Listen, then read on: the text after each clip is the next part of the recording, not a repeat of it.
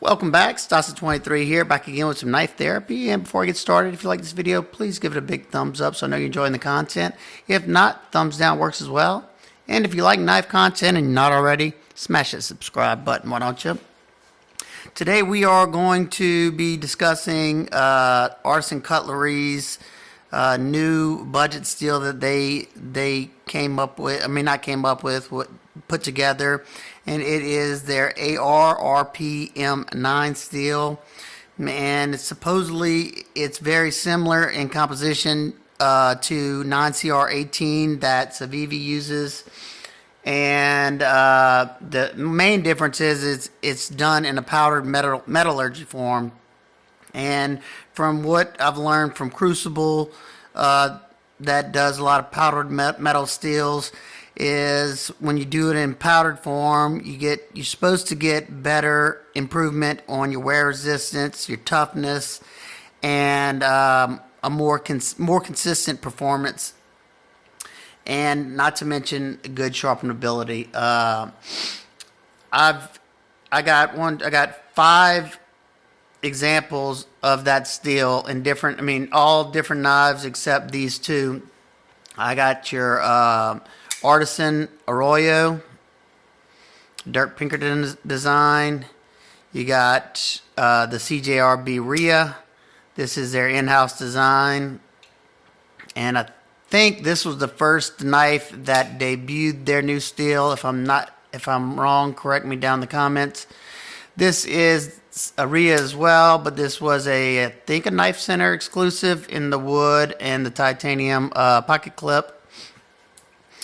This one right here is the CJRB Malia, the collaboration with Swags, and one fixed blade of the bunch.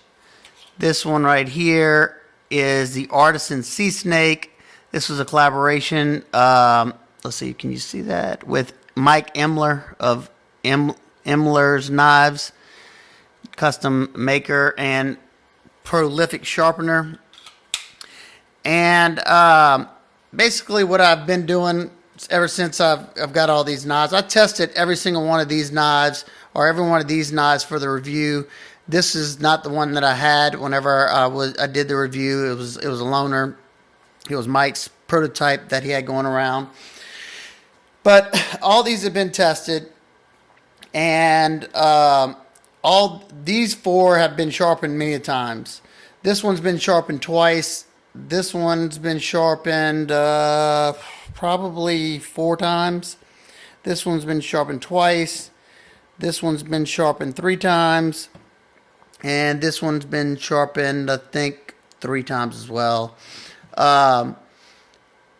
And what I did was I did all the tests until I got them to all. And my tests aren't no scientific whatever. I mean, y'all have seen some of my testing. Basically, I tested it up against these knives you have on the outside. This is a Reich knife in 14C. This is the Bessera by Ontario Knife and Tool in AUS 8. Another CJRB, but this is D2 steel.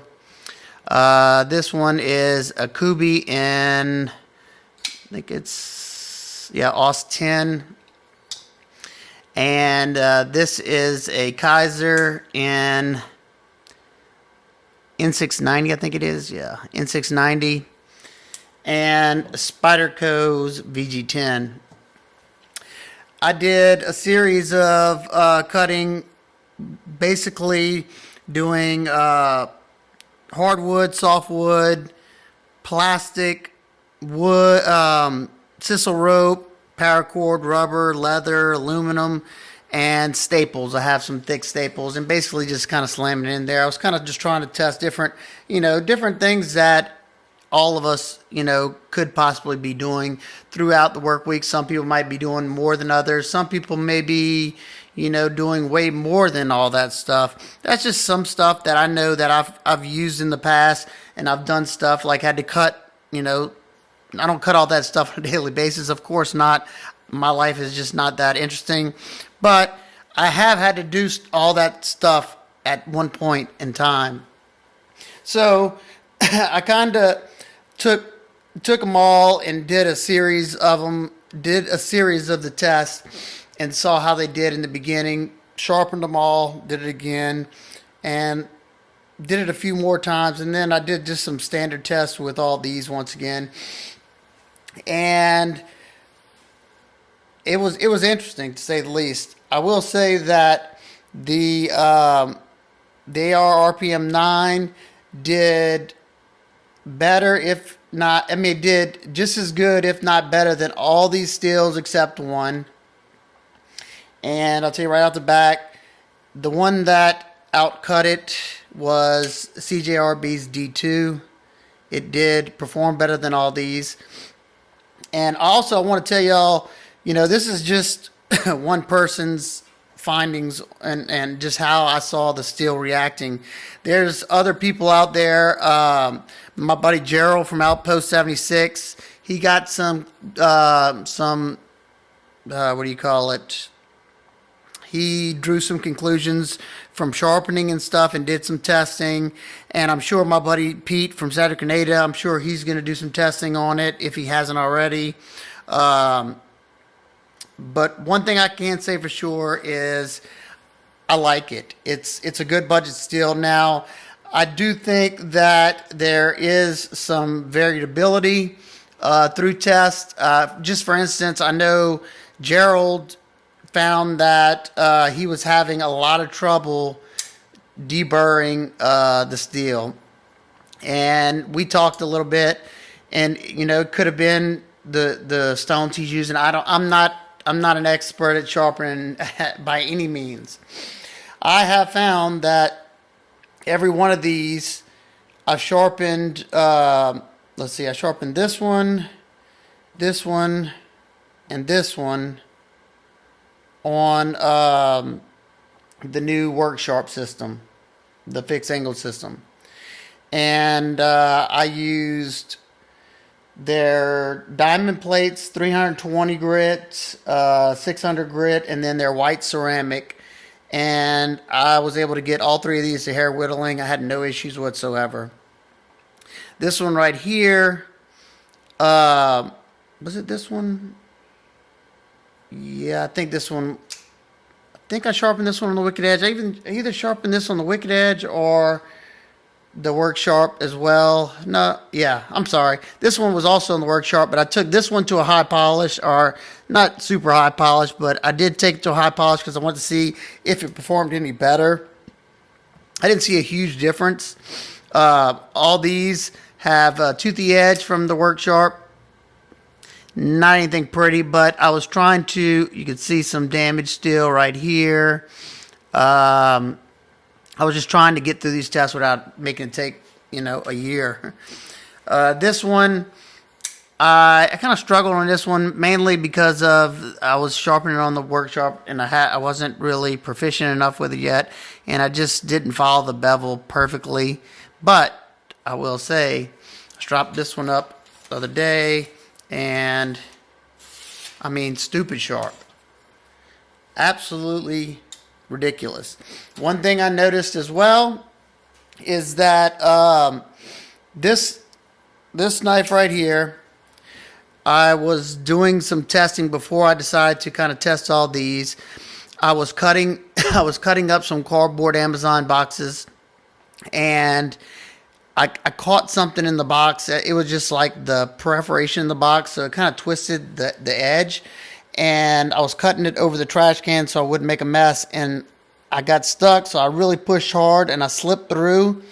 And I slammed up against the our stainless kitchen trash can. And I was kind of scared to look at it because I didn't know how this steel would react to being struck. And all it did is put a little roll in there, nicely done. You know, that means it's got a decent heat treat. It didn't just take a chip out of the edge or anything. And after that, I did it again. So, you know, I wasn't doing it on purpose. I did it again, and it had another little nick in there. So this one, I know for sure, can take a nice impact strike to stainless. Now that it was dull in that section, but the rest of the knife was still usable. I cut up a bunch of stuff with this one. I was able to strop up these knives without an issue. You know, of course, you're not going to fix any major damage, but that's with any steel, pretty much, unless it's super soft, I guess. But it has good stroppability. It does, in my sharpening of these four, it did great. Now, I will say, with my sea snake, and I don't think this is the case with all of them, because I've talked to a few people that have them and they didn't have any issues. This one, I had a good bit of issues sharpening, and it didn't do as well as these did in the test. I don't know if maybe the heat treat was different on this one because it was a fixed blade. Maybe the edge got overheated. I'm not sure. I would have to get it sent to somebody to Rockwell it. Or maybe, I don't know. I plan on sharpening this one a couple more times and doing some more testing with it. But this one's the only one that I had issues deburring when I sharpened it, kind of like Gerald did, and just some issues with the edge. All these, excellent. Let's see. This RIA, I was kind of doing testing between these three a lot. The RIA did way better, in my opinion, than the VG10 on this Spyderco Dragonfly. Now, it may have been because I've used a little bit more of the edge of this knife. I don't know. I tried to only use the front portion of this knife, but you can see you got, you know, another whole inch or two of edge on the RIA. So like I said, none of this is scientific. I'm just kind of giving y'all, you know, how they all reacted. It did pretty similar to this AUS 10 right here.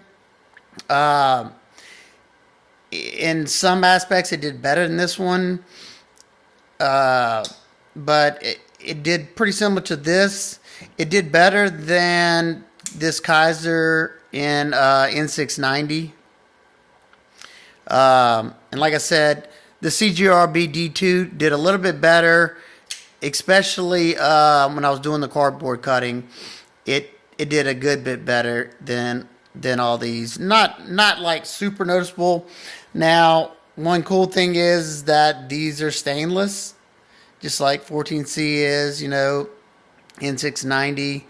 And I was my next step, I want to do some corrosion testing with it.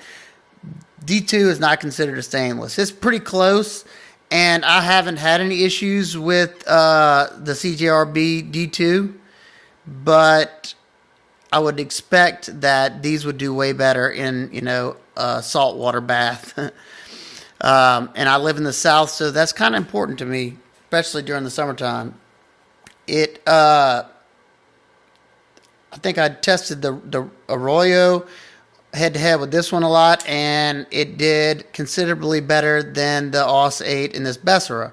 Now, that could have been because this one is pretty, not super thick, but it's thicker than the Arroyo. Let's see, where's my calipers? I can tell y'all more than I can talk about it. Let's see, I'll do this real quick, and then I'll kind of wrap it up and give y'all my final conclusions on the steel. If y'all like this type of video, I'm testing out right now. I'm trying to finish the testing on my Spyderco and my Spyderco Para 2 and S45. I think I got a decent conclusion on that steel as well, as far as just everyday use. 25 thousandths. Wait, is that right? About 23 thousandths. And let's see, the Arroyo is 20 thousandths behind the edge. And I think this one has a 16 degree per side edge.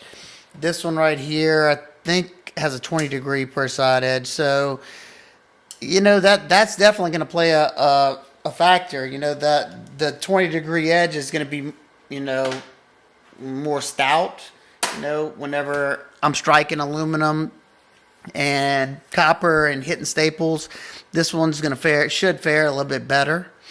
But my overall conclusions of this steel is it can hang. It can hang with some of these steels right here. It did better than this N690.